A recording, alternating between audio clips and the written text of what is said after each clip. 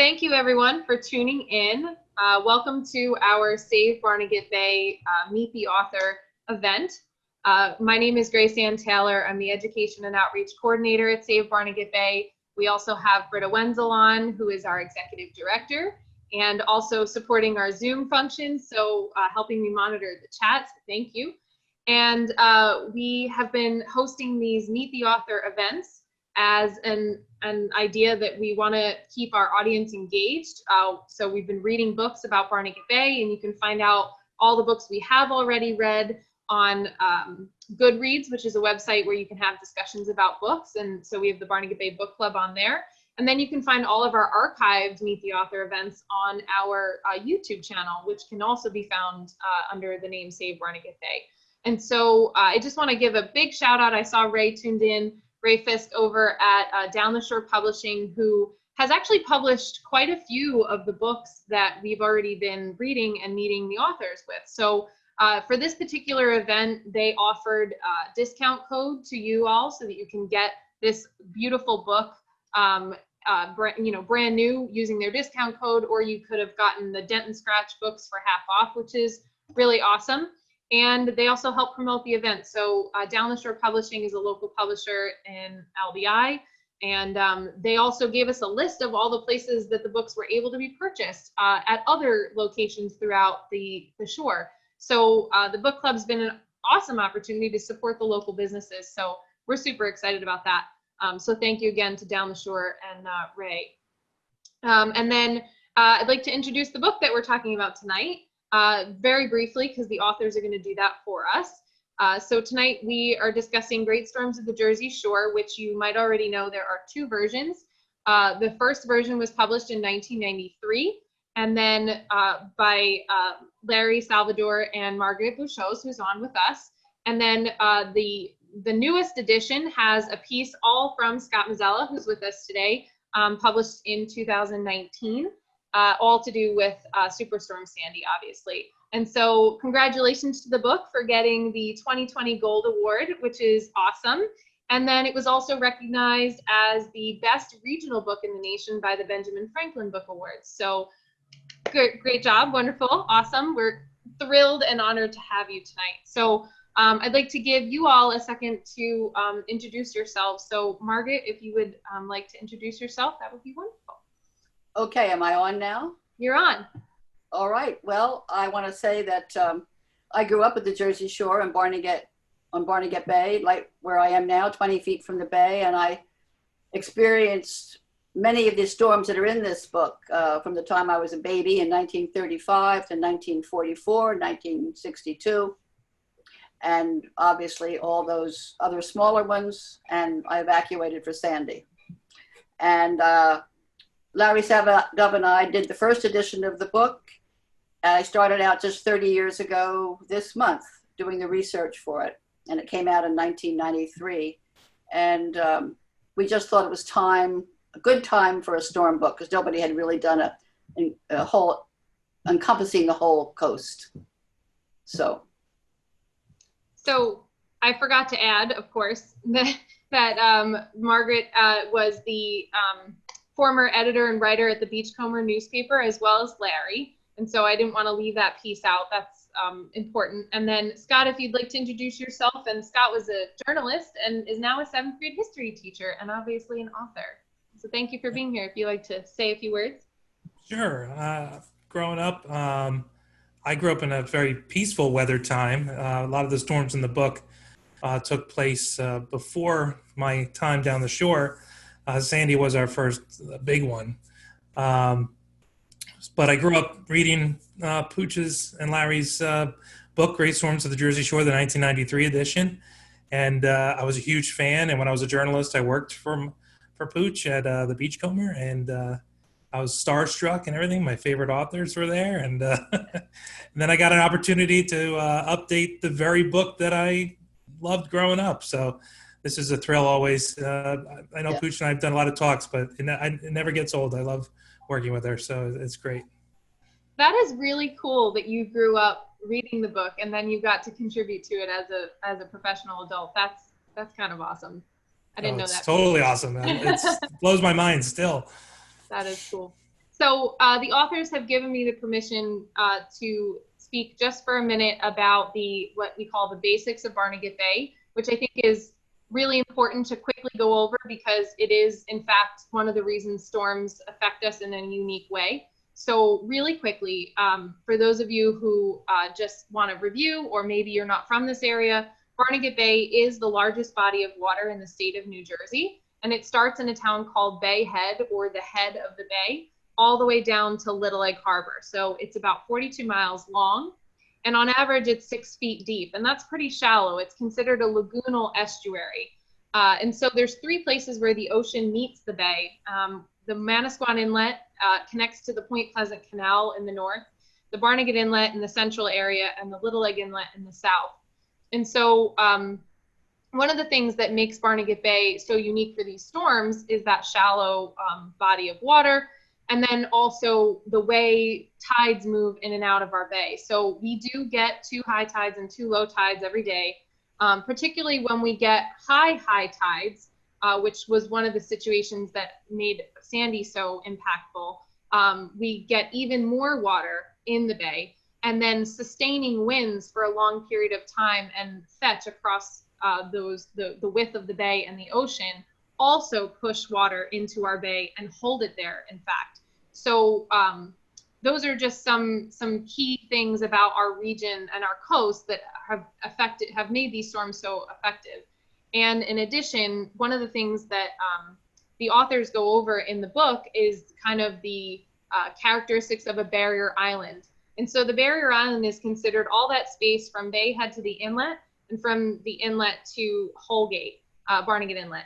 So all that sand that we enjoy at the Jersey Shore beach, when we go to the beach to enjoy, recreating and enjoying the bay, that spit of sand is naturally supposed to move towards the mainland over thousands of years. And so when we see these storms affecting these barrier islands so much, that is actually a natural process of something that's supposed to happen. Sand is supposed to come up on the beach, and then it's supposed to, erode on the backside, on the bay side. And so these barrier islands are supposed to move. In addition, inlets are created often with, water from the ocean pushing through and breaking through. So these things are natural processes, and I just wanted to take a minute to kind of go over those things just a little bit, because I think the anatomy of Barnegat Bay really did have an impact, especially with Sandy being so impactful for us. So I don't want to take up too much time. We can go over those specific questions later, but Scott and Margaret have a screen share PowerPoint that they'd like to share some information with you all. So thank you for giving me that space, and take it away. Sure. So it's Margaret and I typically do a slideshow. So this is our second Zoom version of this, but we usually do this same thing in front of an audience. Oops. How do I there we go. So I like to start things off before Pooch comes in with just talking about what makes us like storms. Like, why are we so fascinated with storms? I like this photo from J Man 2 summers ago. This crazy storm just popped up. I don't know if it hit all the way up to Bay Head. I think it was more like Island Beach State Park to maybe halfway down LBI, and this incredible shelf cloud formed. And I think I saw like 100 different social media posts of this cloud. It just grabbed everyone's attention. Everybody stopped and looked. The power weather has is just incredible, even with all our devices and everything. Now people just point them up and take pictures. So we actually get to see more weather than ever before because people are fascinated with storms. This quote I like to share. It's being blocked a little bit on my screen. I don't know how it is on your screen, but it says, "Good God, what horror and destruction. It's impossible for me to describe it for you, to form any idea of it. It seemed as if a total dissolution of nature was taking place. The roaring of the sea and wind, fiery meteors flying about in the air, and prodigious glare of almost perpetual lightning, the crash of falling houses, and the ear-piercing shrieks of the distress were sufficient to strike astonishment into angels. Whole families roaming about the streets, the sick exposed to the keenness of water and air. In a word, misery in its most hideous shapes. And I like to ask audiences, what is this from? And it's hard to do that on Zoom. People always say, oh, that's from 62, or that's from the 44 hurricane, or they give me all that. But it's Alexander Hamilton wrote that. So this is going back to before he had even moved to New York. This is from the Virgin Islands, just to show you that weather has always mystified man. Look at Ben Franklin too. So, sorry, I'm a U.S. history teacher, so I always like to draw those parallels. But if you look through the book, everybody looks at the destruction. I did too. When I grew up with great storms of the Jersey Shore, I pored over those pictures. I read all that text, but you focus on the destruction because those pictures of houses where houses shouldn't be and cars under sand and everything. But when you look closer at these photos, and you could try this today, look at the people in the photos. Here's a little girl who's upset because her grandparents' home was destroyed. So her summers that she loved maybe they weren't going to be anymore. Who knows? Some people take it in stride, like this man walking to Beach Haven on a Tuesday. No, it's a flood. I don't know which flood it is, but it's like this happens all the time now. But he's just took his shoes off and went in the water. You can't see the guy there, I don't think, but he's. Yeah, we can. You can. Okay, I don't know what you guys see because I see a whole bunch of faces on the right side of my screen. It's like the Brady Bunch is watching me. Here's a guy looking at his house, or maybe it's not his house, but he's just in awe of the way this house fell apart. That police officer in this porch is smiling. This woman, her house clearly destroyed. Some people, especially back in the day, took storms a little more in stride. Because if you live at the beach, you have to expect this kind of thing. 44, some people are in shock. Some people are looking at the cameraman. Other people are looking at the house. The kids, of course, are bored still. That's how kids always are. This man had just found out his house washed out to sea. And he was crying, walking up the boulevard on Long Beach Island. This woman, who knows what's going through her mind on that one. I think she's here too. Yeah. Looking at another house in Harvey Cedars. Here's two kids that found a police car. So to them, this is magical, right? You get to hang out on a police car. This woman's looks like she's smiling for the camera, but there's a U.S. Navy destroyer behind her that washed up on the beach, the USS Monson. Guys walking to work in a nor'easter, life goes on, right?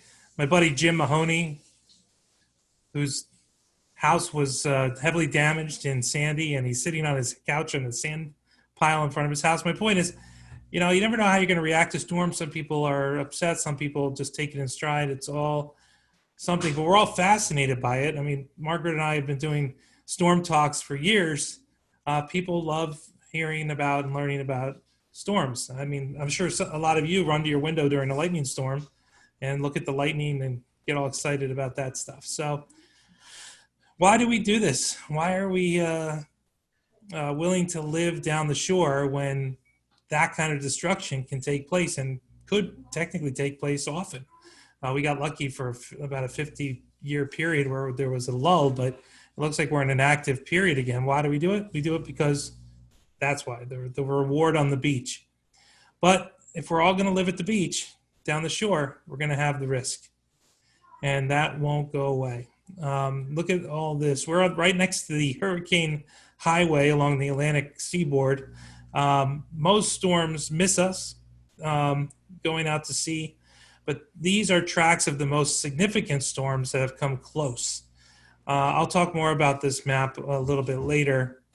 But one of the reasons that highway is there is because in the summertime, you have your high pressure, your Bermuda High out at sea. You have your high pressure usually anchored somewhere over the middle of the nation. And right in the middle, because of the circulation of those highs, those hurricanes that form in the intertropical convergence zone tend to go up and out. But sometimes they don't. Sometimes they come very close. And those are the ones that end up in our book. Since 1893, we had this many significant storms. None noticed some of them you might recognize the names of.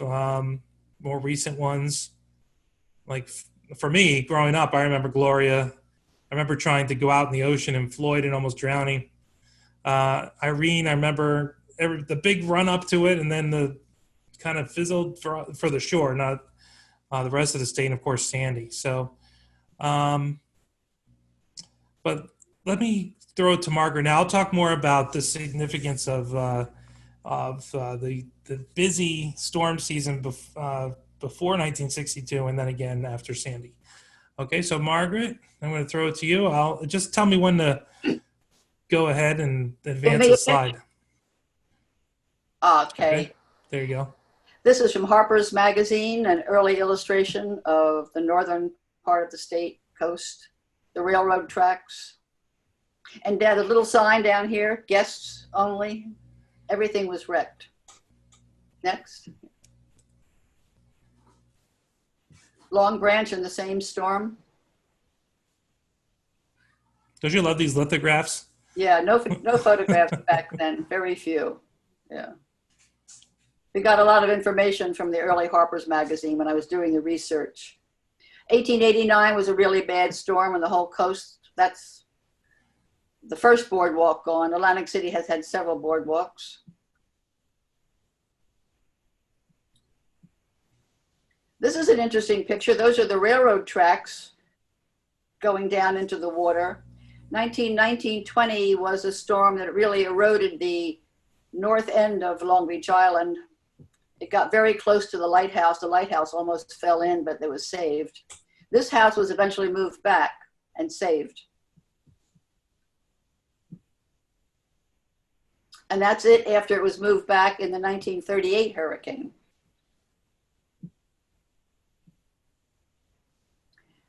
Boardwalks up and down the coast were destroyed in almost all of the storms until they just gave up having them, except for Barnegat Light. This is 1929 in Bay Head.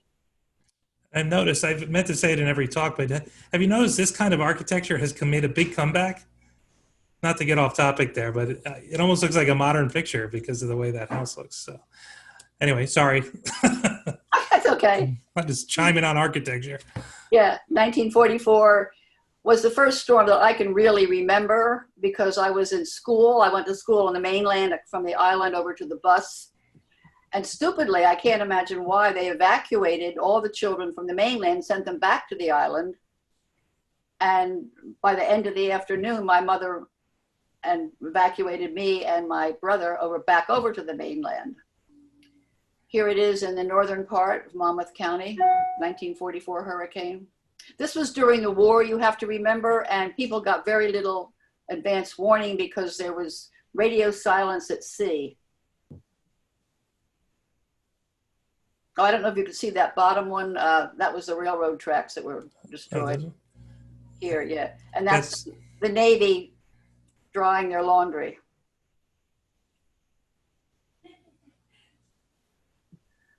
This pier split, and people were rescued by using a breeches buoy. The Coast Guard shot it over there to bring the people in.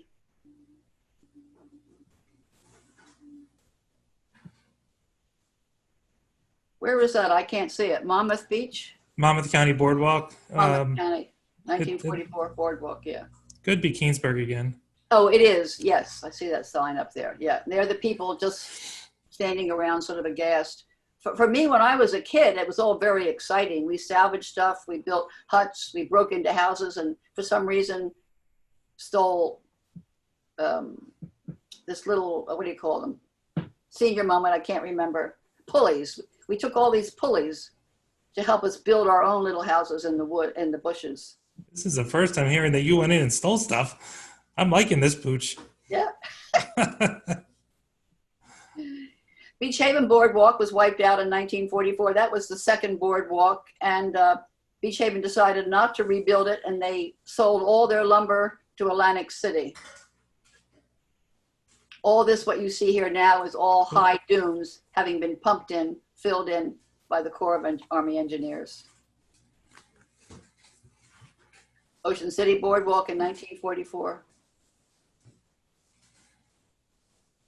Holgate terrible story about here. That's the Coast Guard station there. And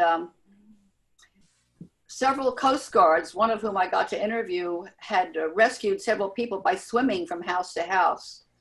And they found the body of the woman who he had rescued, or wasn't able to rescue. They saved her husband. She washed away holding their child. The child's body was never found.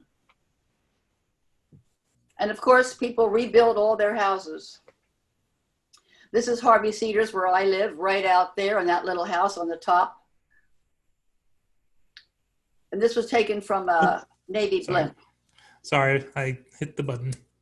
Okay, that's all right. You're going to see this again very soon. You look at this street right here, and you're going to see it in 1962. Can you see my cursor when I move it? Oh, you can. I wasn't sure if you could see it. Up here you're talking about, right, Pooch?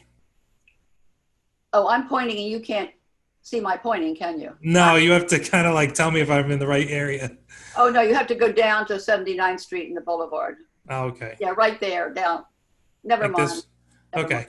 Yeah. Go on. That's your backyard, so. Yeah, okay. Next one. This was not a hurricane. This was a 3-day northeaster in which, what Grace Ann was saying earlier, all that ocean water was pushed in for 6 or 7 high tides, pushed in higher and higher and higher. And this is where it broke through on 79th Street. And it was about 50 feet wide, 20 feet deep. And Harvey Cedars lost about, I think more than half of its homes. People were evacuated to the Bible Conference, which was a very large 19th century hotel. And this picture is looking down toward the ocean. The old Coast Guard station is up there on the right. And where the house is floating in the middle, that was a cove. And beyond it was more houses and land. And then the ocean was way up at the top where you see Bible Conference written. Next. And it's either that picture or this one that was on the fall cover of National Geographic about this storm in the fall of 1962. That's a tennis court and a sinking car. Taken during the storm. And that's the inlet as it broke through. And the first day after the storm, my father was mayor in Harvey Cedars at the time, and he also had a dredging company. And my brother, who worked on the dredging company, immediately pulled their dredge in and started filling this cut. Interesting thing about this breakthrough is I spoke to the head geologist in Trenton at the time, I forget her name, but she said that was in history, that would have been a natural inlet there in geological time. Next one. First time I saw my father cry except for when my father died, my mother died, was when we were walking back into town. The police, state police brought us as far as we could go, and we walked into town, and that's what he was greeted with. And that's her dad there. That's my father, yeah. And that roof on the top left there with a pole, that was a shop called the Sink or Swim Shop. Guess which one it did? Yeah. They didn't want to move back to Harvey Cedars. They moved to the other end of the island. This is after the tide came out, ocean to bay. You see that house in the water all the way up at the top of the picture. Sorry. That it's in the water.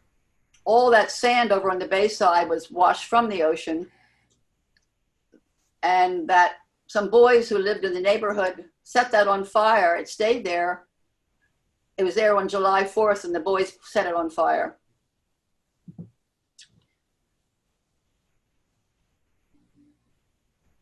This is what happened to a lot of the bay side of the whole island.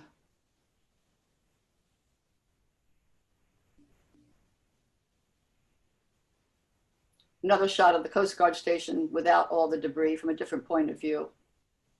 Holgate was really pretty much wiped out. And if you go to Holgate now, you see how the natural movement of the island goes to the right, as Georgianne was saying, Grace Ann was saying in the beginning, because the island has been stabilized, but they haven't touched Holgate because it's a state park. So it has moved like a dog leg and then stretches out again. Okay. Another shot. The whole waterfront looked like this. Oh, this is interesting. This was part of an estate, Ocean to Bay estate, built in the 1930s by Mr. Small, who was president of American Express. And in the 1935 Northeaster, which was very bad, all the townspeople were evacuated by the Coast Guard, including me as a baby, into that house. And it survived 1944, but it went in 1962. It was after this storm that all houses had to be put on pilings because they saw how the pilings could save the houses. And you see that pilings in the background going along the front of the surf. That's remains of a 1920 jetty that they tried to keep the ocean back.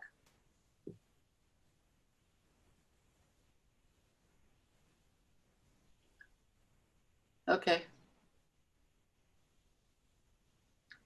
A lot of the very good pictures we got were from the Atlantic City Electric Company because they sent men out to take pictures to see where they had to go and repair the damage. But right here, they got into a lot of trouble. They went too soon. But I think they were saved. This is an interesting shot. You see that the front of the house is all broken away. Take the next one, Scott. And here it is coming down. It just peeled down, and there are still things sitting on the shelf up there.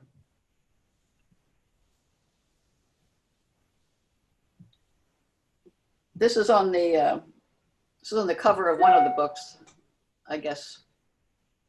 That's right on my street. Only I'm on the Bayside. And here's a good shot of the this destroyer was being towed when the storm hit. And the towboat broke, and it washed ashore on Holgate. And it took them about 3 months, I think, to dig it out. And one sailor was killed because a line broke and hit him on the head, and he died. And 20 years after that, his son came into my office at the Beachcomber looking for photos and wanting to know more about what had happened. The kid was only 2 years old when his father died. And there are some steps in Holgate that Scott will tell you about. Yeah, before I wrote my first book, I went to one of Pooch's storm talks because I was once in the audience. It still thrills me. Sorry, I get all excited about it. But this picture came up in her talk, and I nearly fell off my chair because I recognized it right away. That's my parents' house. This house here in the background. And this is the stairs to the second floor, or the staircase to the second floor. I almost jumped out in the middle of her talk to tell her. I was like, "Oh, that's my house." But my parents' house, it wasn't theirs at the time. Literally was washed off the foundation and went across the street. But the staircase stayed. So whatever they built that out of, it was pretty good, I guess. This is another shot. It made the cover of the Great March Storm, little, I guess, souvenir you call it, I guess. It was published by the press. Yeah, the Ocean County Sun. Was that with the Sun? Yeah. But you can't even tell or get your bearings. But if you look at the telephone poles, those are the side streets, and the boulevard would go this way. And my parents' house is here, and this is the foundation to the front porch, and there's the staircase. So this is where it was, and the water just swirled around and took it over there. Amazingly, most of these houses are still there, and most of them are raised up now after Sandy. But the street pretty much looks the same if you're looking at the houses. So whoever owned it had it put back. They put it up a couple cinder blocks higher than the high water mark. And it stayed that way for 50 years until Sandy came along. There's a closer view of it. Okay, so the 62 storm, just to give you a little weather, why was this so bad? What happened? Well, you had this strong low pressure out in the Atlantic and a very strong blocking high pressure to the north, and the flow around the low is going counterclockwise and the flow around the high is going clockwise, and that just pushes water over a huge fetch of sea and just sends that water into the coast. It sends it into the bays. They can't get out. Every high tide is higher, and those waves are now riding higher seas, and they're going right into structures eventually, and that's what did all the damage. And Sandy was somewhat similar to this, except, of course, that little L starts moving left, starts going right into the coast. So there were some little similarities between the two storms. All right. So this is the part where I take over. Thanks, Pooch. Pooch, you're going to advance the slides for me? No, I'm just kidding. Don't worry. Don't want to panic you. So I keep saying 50 years. Now, I know there were hurricanes after 1962. Yes, there were, but nothing like 62 in terms of severity. So what you have happen, you have a lull in weather action, but you have sudden interest in shore development happening at the same time thanks to the Garden State Parkway. So all of these developers come down and they build houses and houses, and before you know it, every inch of these barrier islands is full of people, and real estate values are going up, and everybody's happy, right? You're all going to the beaches get busy, and the store owners are all thrilled because they're making good money and the businesses develop. But in those decades, you're also getting several generations of people used to not having a big storm. Before 62, most people around would tell you about this storm and that storm, and they had experience with storms. After 62, while they had some more on the minor side hurricanes, nothing like Sandy. So no one had experienced something like Sandy on the Jersey Shore unless they were around for 62. And that actually came into play with the National Weather Service, which I'll talk about in a couple minutes. So just keep that in mind. When you saw those pictures of 44 and in the 30s and all those storms, and even 62 in a way, you're looking at barrier islands that had far fewer structures on them. We have so many more structures, of course, are higher up, but as Sandy showed, it could still cause a ton of damage. Here are the storms, the most significant storms post 62. You had Belle, Gloria. Donna was in there too, and I didn't have Donna on this list. But Donna, Pooch, was Donna before 62? Or was it after 62? I don't know. I don't remember. Yeah, I can't remember. Okay. So Belle, Gloria, Charlie, Bob, Floyd, and then Irene. You had nor'easters. If ask anyone who's been around the shore a long time, and they'll tell you need to watch out for the nor'easters as much as any hurricane. Nor'easters are sneaky. Their forecasts are not as long ahead of time as a hurricane usually, and they can do a lot of damage. As 62 showed, a nor'easter that is placed the right way and is there long enough can cause a lot of damage. In 1991, we had the perfect storm, and on satellite you can see it here. I remember when I used to read Great Storm to the Jersey Shore, the original edition, this photograph it had a prominent spot. I don't know if it was on the back cover or something, a photograph like this. And I just remember thinking, wow, look at that. Imagine if that happened again. And little did I know with Sandy that I would see that. But I was quite entranced by the satellite imagery. And I always found these storms exciting, but when your property's damaged, it's not so much. Here's Longport on the Halloween storm in 1991. I remember trick-or-treating. I was a teenager, a middle schooler, going around during that. All right, here's Harvey Cedars in the December 1992 storm, strong enough to blow the roof off this home. Put a lot of water in my house. Yeah, your house, Pooch's house is like right on the bay, and I would imagine it doesn't take too much to get water in there. but you're pretty high, No, I'm right? not. I mean, the bulkhead's pretty decent, but once it's over that, um, here's Cape May with the beautiful Victorians and the we had the one winter where we had several nor'easters. Remember the news stations had to keep upping their graphics and their storm names, right? Like the storm of the century and all that. All right, so I showed you this map earlier, and you could see a lot of the more significant storms were offshore. And even though they're offshore, they could still do a lot of damage, as 1944 showed. 1944 never directly hit the Jersey shore, but it was just close enough to put a lot of water into the shore. And by some accounts, the way the wind was going, you had a blowout tide for a while, and then a sudden release of that blowout tide, which created an almost tidal wave-like feature that went across the Barrier Islands in 44. Now, in 2011, I remember the hype that was built up before Irene. We all thought this was the one that was going to be written in the history books. I remember news helicopters just overhead looking down at the beaches like they were practically salivating at the chance to show destruction. And Irene came in and it flooded some of the shore, but it did most of its damage up in North Jersey and Western Jersey with copious amounts of rainfall and flooding up there. But it pretty much spared the shore. And everyone kind of breathed a sigh of relief. But that's a problem, because what happens when you get everybody worked up and everybody does the right thing and they evacuate and they do all that, and then it's not what they thought? They go, oh, that wasn't a big deal.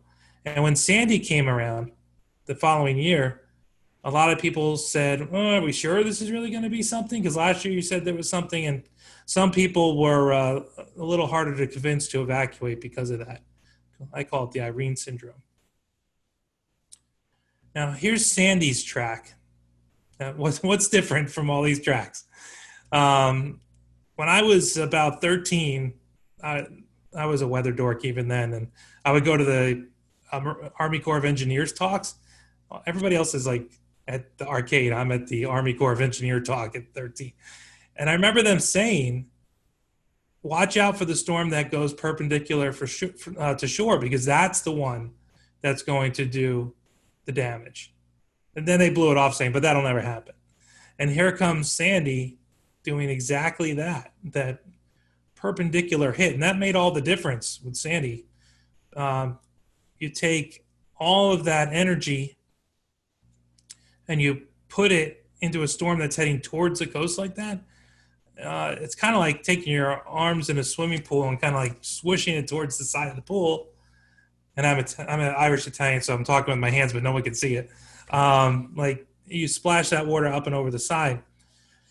In about 10 days ahead of Sandy, this Euro model weather model came out, and I was like jaw dropping, like, no way, 956 millibar deep low right there off the shore. I thought, my God. But then I also thought, that's just a model. It's never going to happen.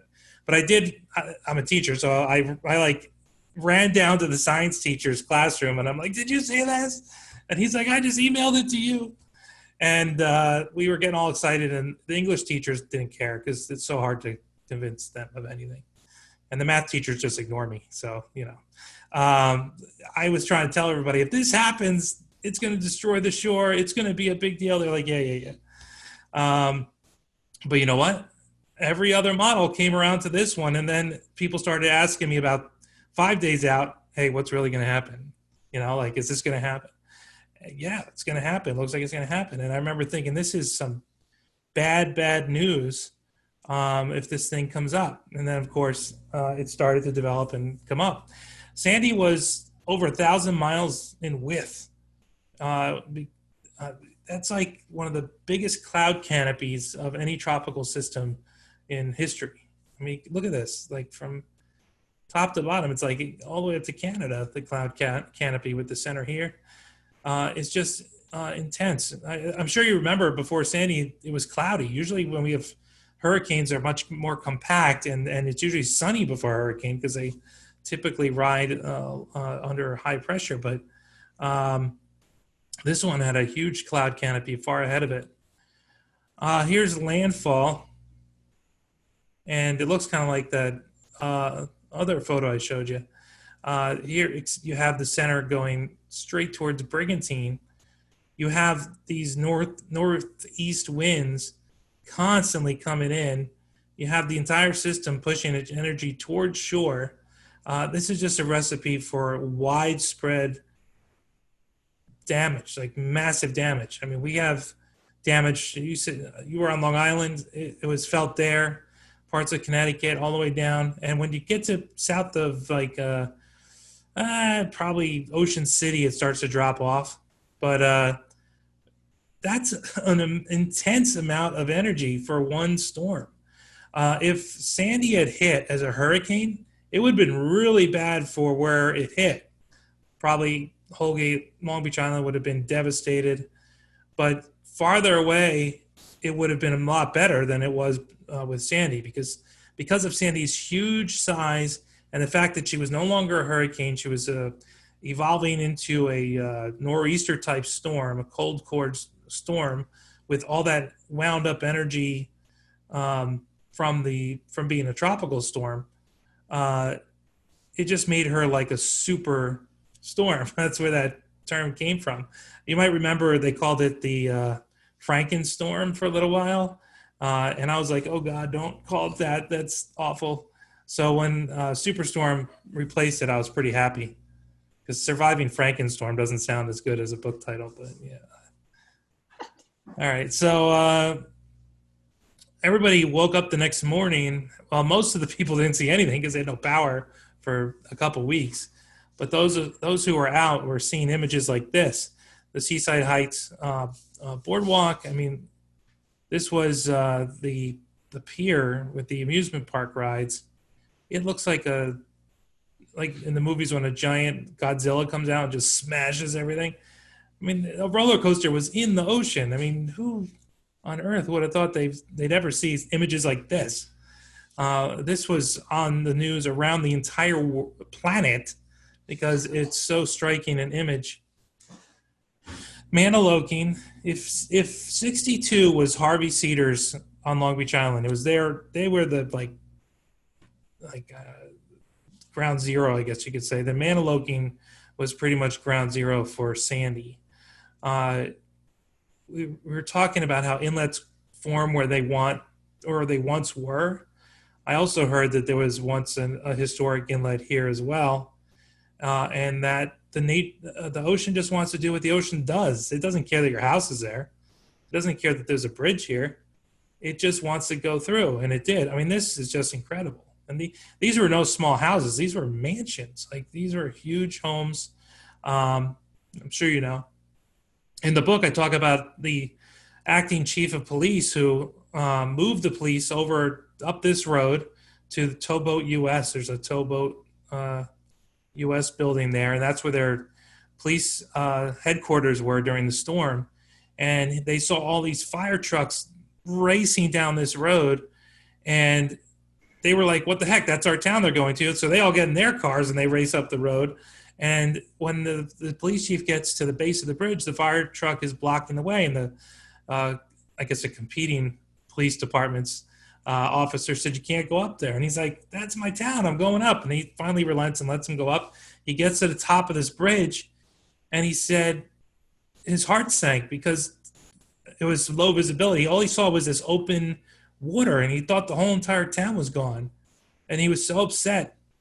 And as they're all up there, there's a huge debris pile down here at the bottom, and it's being pushed by the water up the bridge. Could you imagine the force of that much lumber being pushed up the bridge? And then they have a house hit the bridge as they were standing there. So he evacuated the bridge. They all got off the bridge, and they were scared they'd never see home again. Or at least their hometown. The police officer didn't live on the Maniloking. But you got to read the book because it's way more riveting than what I'm telling you here. Here's an aerial view. It looks a little grainy on this large blown up image, but you can see here. Look at that going right through. Scott? Yeah. Is that where Cranberry Inlet went through in the early 19th century?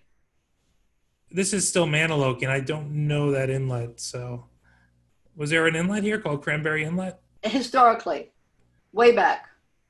Yeah, I don't know. So Okay. Cranberry Inlet is more close to where the Mathis Bridge is now.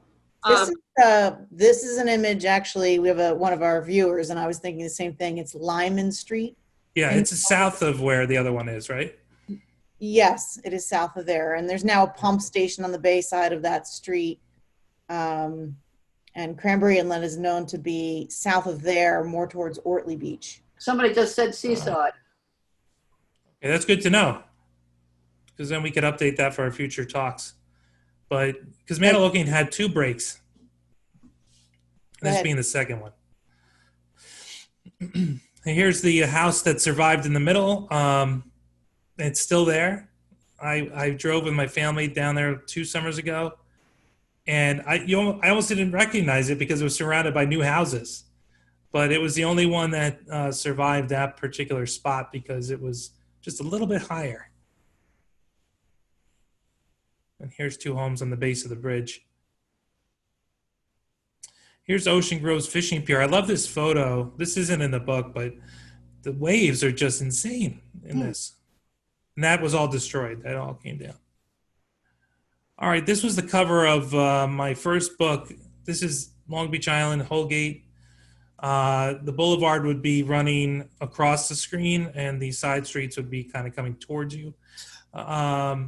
These ocean fronts had garages underneath them and a slanted driveway, upslope driveways into them on dunes. As you can see, it's all gone, all the garages, everything.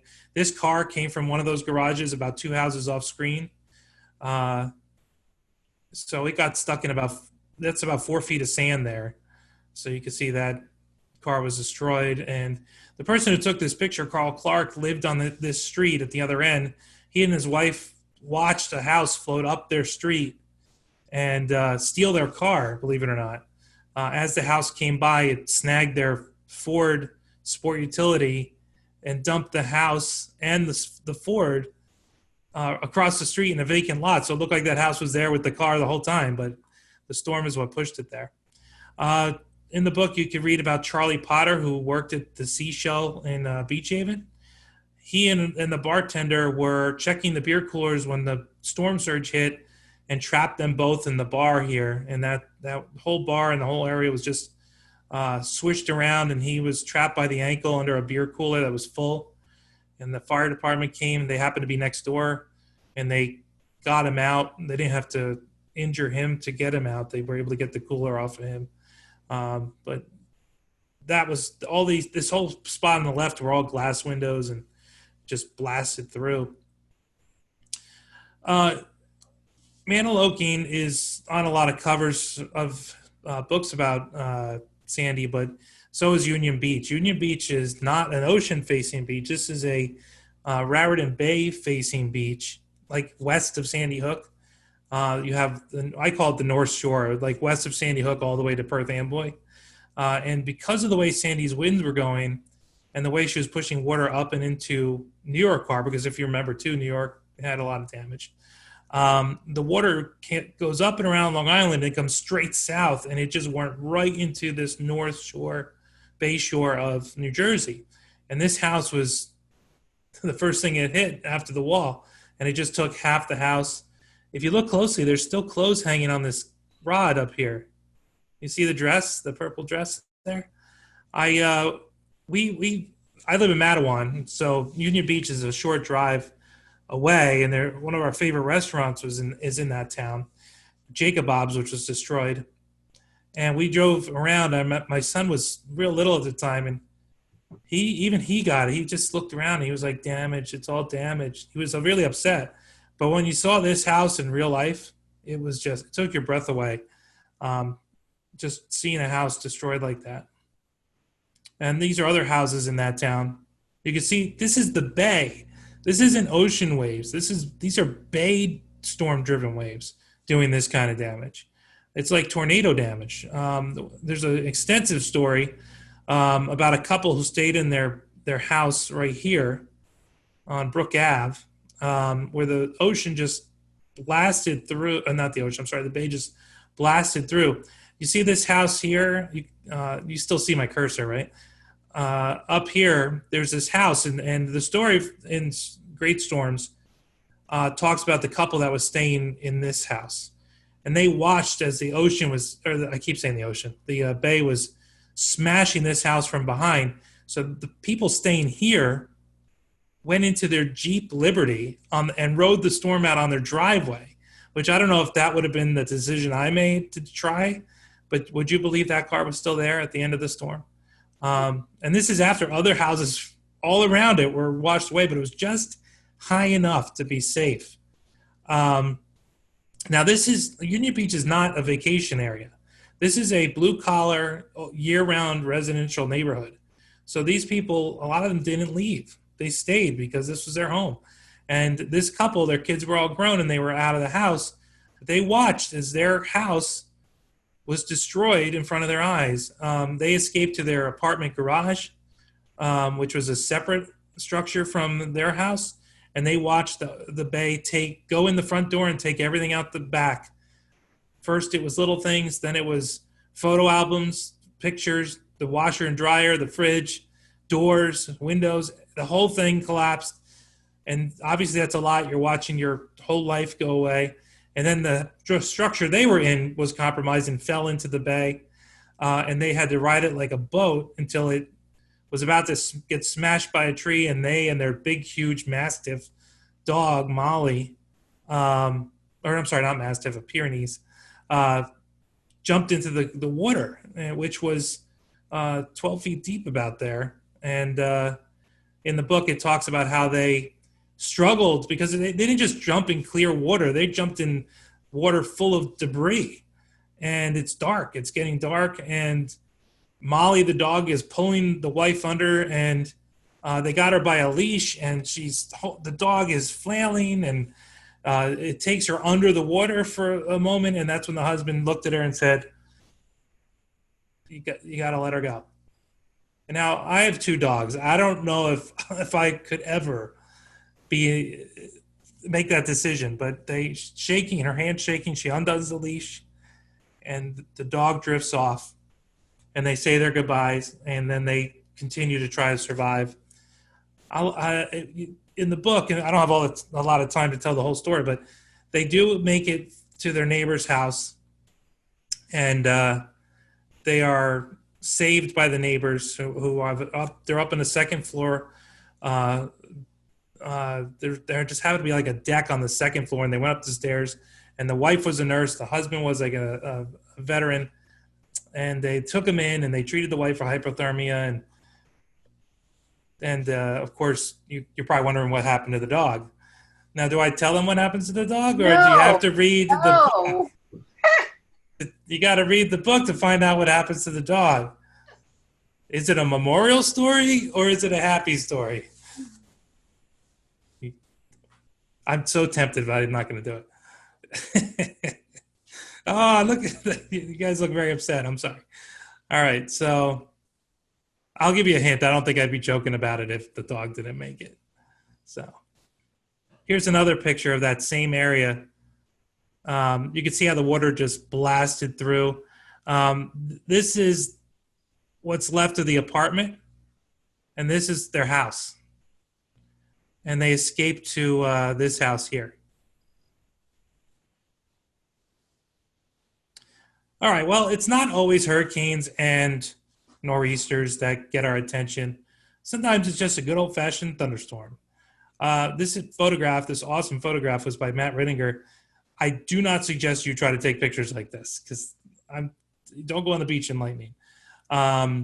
Storms mystify us. Sometimes we get some crazy, crazy storms called derechos. We had one in 2013 where you had a very minimal one that came through, went offshore, and what these storms do because of their intense little mini low pressure in the storm, they make the ocean underneath them kind of bounce a little, and that creates a ripple which goes out. And what this storm line did was created a bit of a tidal wave that came back towards shore, and most people didn't really notice because it was barely any, maybe it was just a bigger wave on the beach.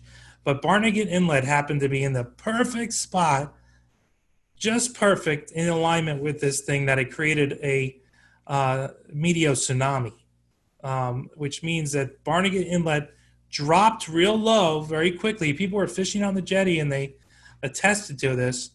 And then a big wave came in and knocked the father and son off the jetty. They had to go to the hospital. It took a lot of people by surprise, and that was generated, that meteo tsunami was generated by that derecho that came through earlier in the day.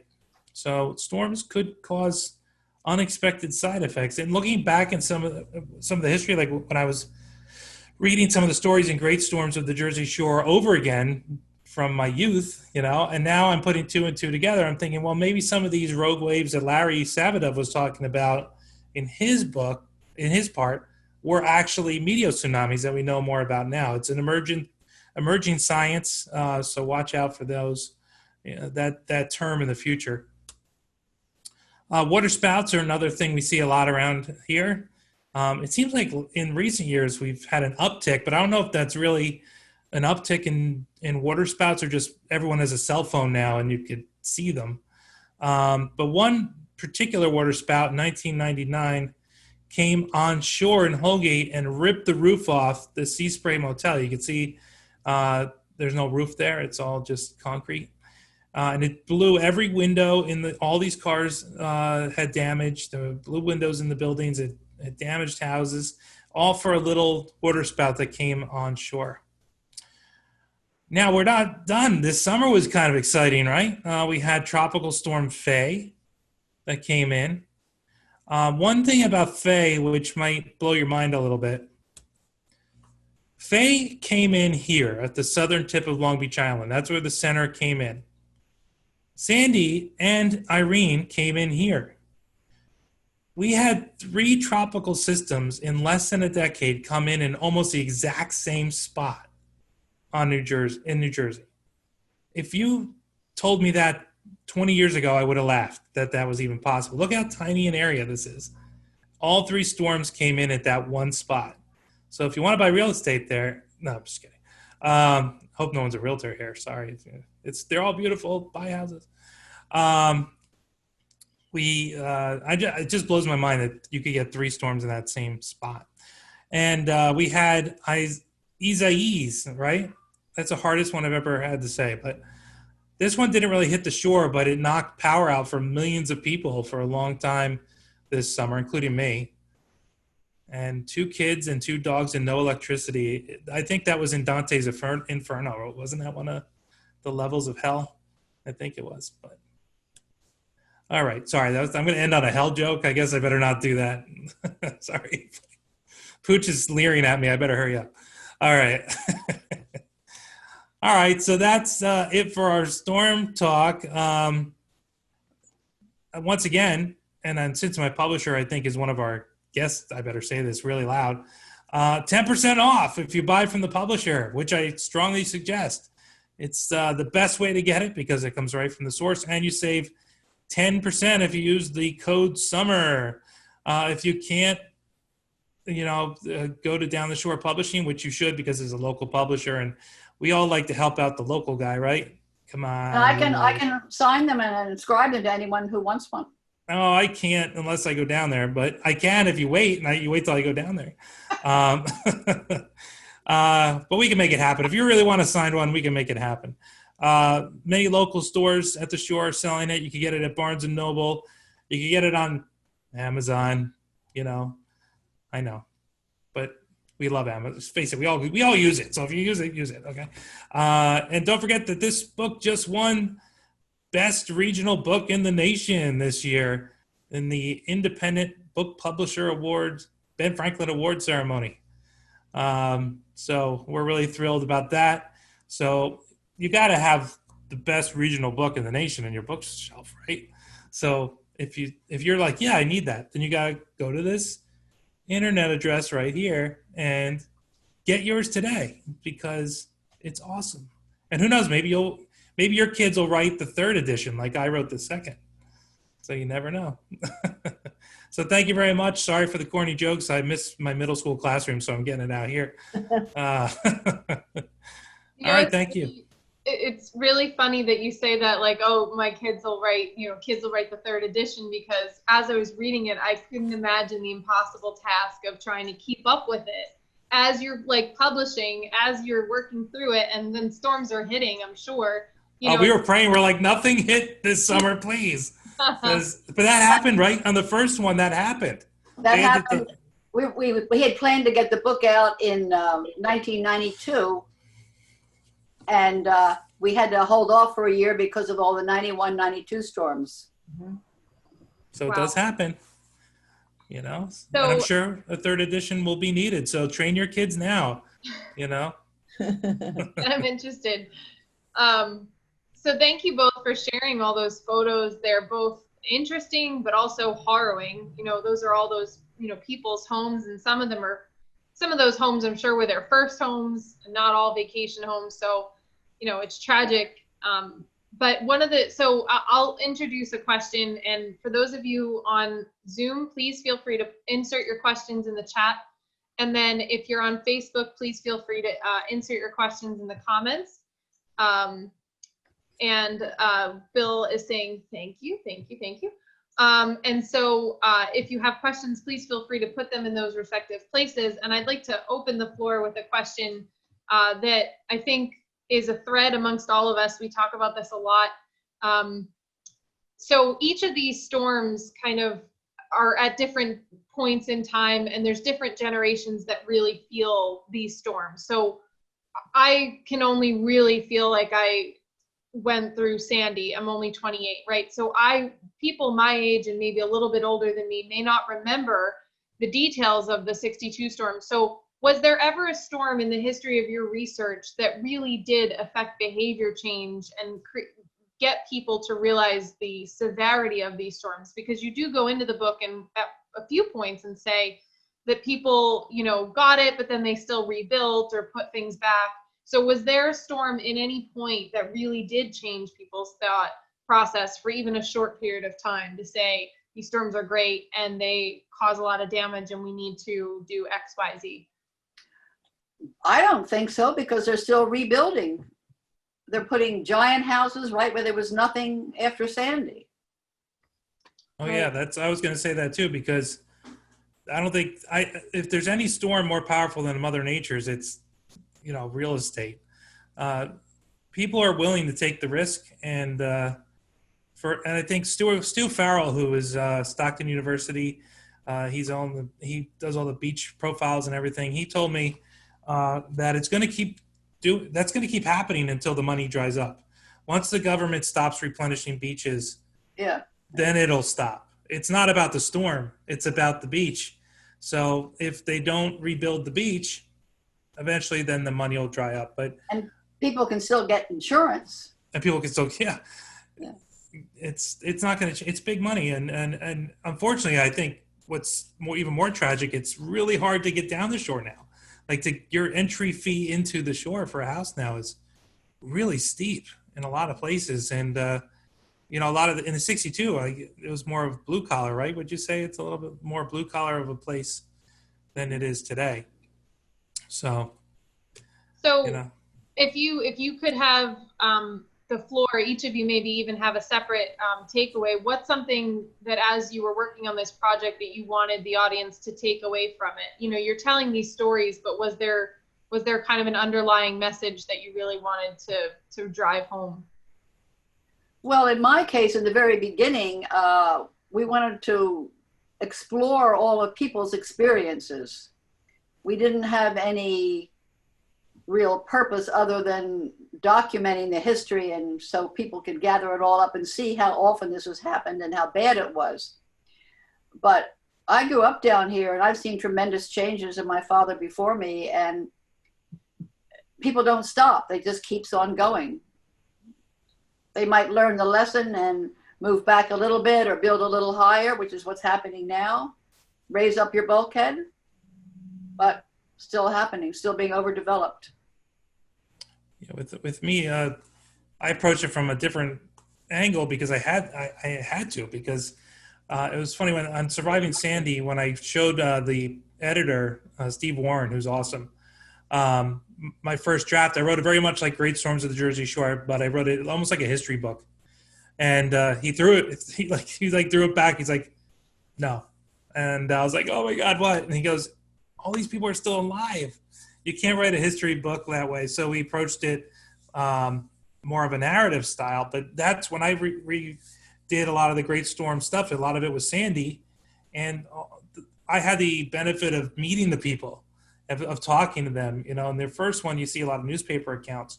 But all these people were in front of me and they were crying. You know, I'm in their kitchen and they're telling me, and Molly's there.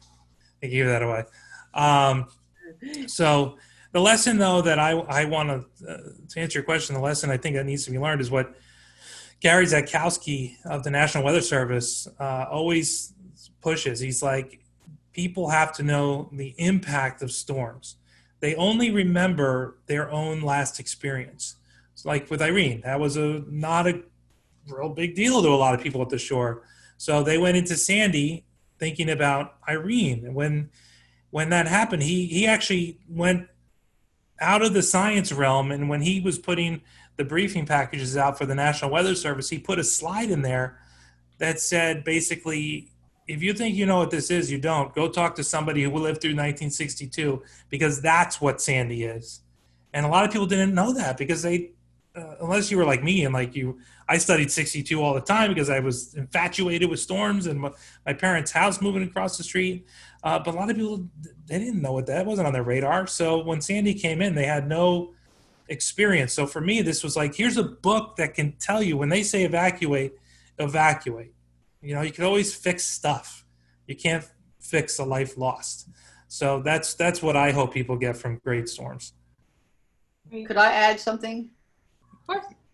Yeah, I interviewed over 100 people who had experienced the storm, so it wasn't all done from newspapers for the original one. Oh yeah, I meant the ones before your time. Like yeah, like the early stuff. 19th century, no, nobody was Yeah, alive. Pooch is really 28. She's just tricking you guys. And the kind of the harrowing thing about the whole thing is that Sandy was unique, due to sea level rise and other reasons, for its specific characteristics, but it really wasn't unique in the amount of destruction it caused, because it looks to me from reading the book that there were quite a few storms throughout history that had similar level. I mean, certainly economically, Sandy was the worst because, inflation. But, there was just so much destruction over the years, and it really wasn't unique in that way. And that book really shows that. And that's kind of the, like, eye-opening for someone like me. I'm like, wow, this has happened before. I remember Britta and I were sitting in a seminar at Rutgers, and I turned to her, and my little naive brain was like, they knew? Everyone knew that, a lot of people knew what Sandy could bring, and, a lot of people didn't, I guess. So we did get a question here in the chat. I know that climate change continues. We will begin to experience stronger hurricanes more frequently. So I'm asking if there's any new procedures, architecture that will be implemented to better protect the shore from hurricanes. Any knowledge on that? I don't have much architectural knowledge for that, but I know my neighbor built a modular home after hers was wrecked in Sandy, and they put hurricane connections between all the modular pieces that, like, similar to what they would use in Florida. So maybe there is some of that going on, but up here we don't have the same wind type of damage as they do in Florida. But I don't really want to talk to architecture because I don't know the building codes and if they changed. I don't know if you do, Margaret. Yeah, my husband was an architect, and when we remodeled this house in the 80s, there were special clamps that would go on all the studs that were hurricane clamps. Mm-hmm. Beyond that, I don't know. I do know they are putting those, what do they call them, pressure doors on and breakaway walls underneath all the houses now that are going up with piles. You know, those little You have that doors, breakaway on the first floor. Yeah. right? And they have little like aluminum, little shoebox sized doors on every so often in the house to help if the ocean comes up that far, ease the pressure off the breakaway wall a little bit. And then if it's real bad, the breakaway wall goes. So. I would like to add a little comment. Having some experience with the policy decisions being made. One thing, and living in Lavallette, on one of our street ends, and I've mentioned this to Grace Ann a number of times, if you're standing at the ocean and looking at the street end, there'd be 4 houses, the top of a street in Lavallette. And 2 of the houses on my particular street end were up on pilings, and 2 of them were built directly upon the sand or the dune. And I would always ask people, which ones do you think are the older homes? And inevitably people would guess that it's the ones on the sand, but actually it was the ones on the pilings. And the reasoning in that case is it was after the 1962 storm, small towns, coastal towns like Lavallette, and I suspect Harvey Cedars and Beach Haven and other, coastal communities who had experienced firsthand this, the fierceness of these storms, changed the codes, their building codes and architecture design plans to accommodate for those things. But then in the early 1970s, the state of New Jersey adopted what they call the Uniform Construction Code and required the municipalities in the state to come into compliance with those codes. And a lot of the coastal standards were reduced to, more of a standard that would be adequate for the rest of the state. So just to point out that the architectural designs really do make a difference, particularly in the coastal communities, and that municipalities have the ability to put in stronger codes as they see fit to protect the coastal communities. So just want to make that comment because it is very real. While we can all buy the door at the Home Depot that says it's going to last for 10 years, if you live on the water, it usually doesn't make the 10 years. 10 months.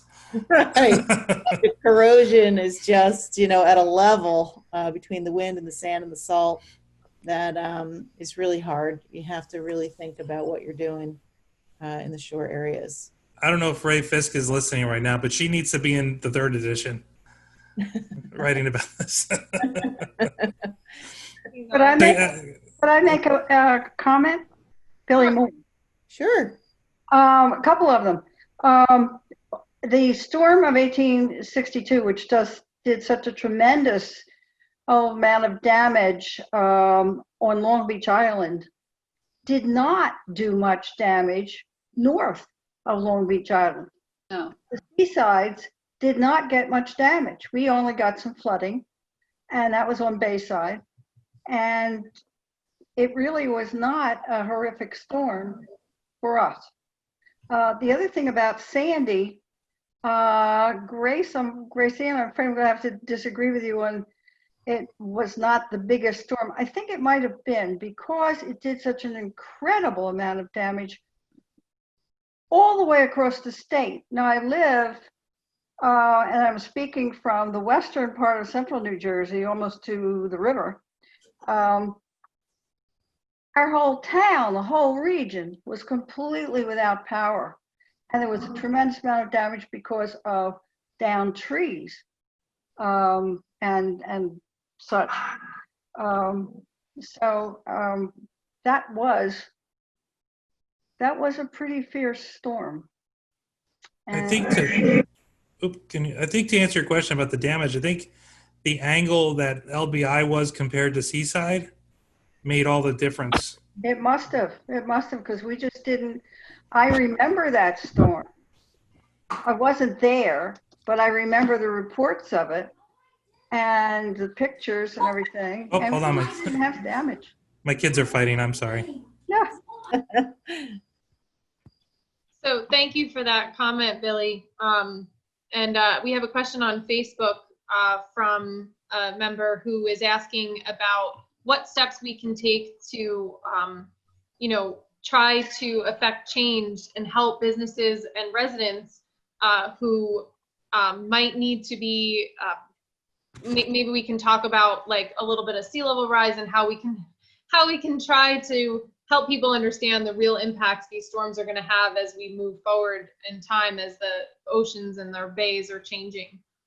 Britta, if you know some policy things we can do, or if the authors, if you have input about future storms and how we can make better decisions.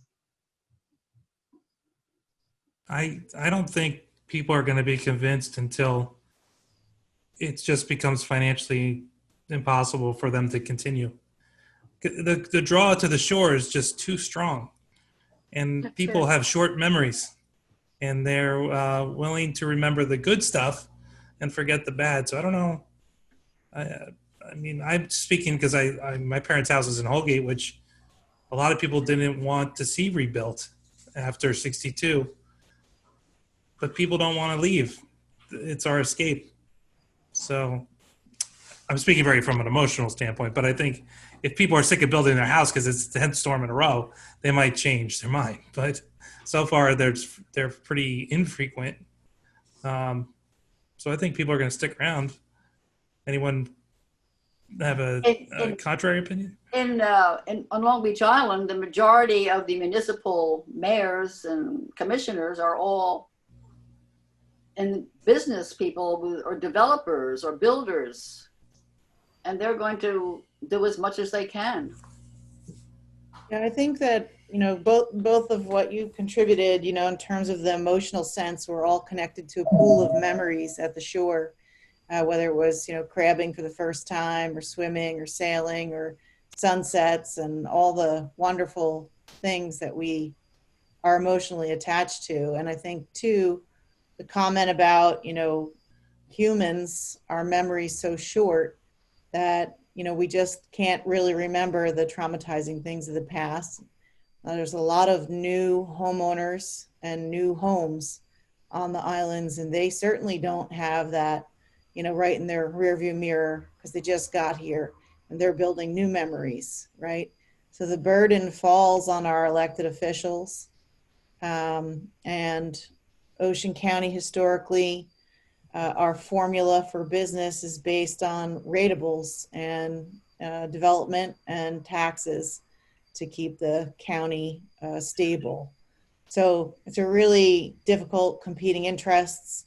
I think there is an effort right now to try to hold some of the bigger polluters on the planet accountable, without mentioning names, but folks in the oil industry and other industries.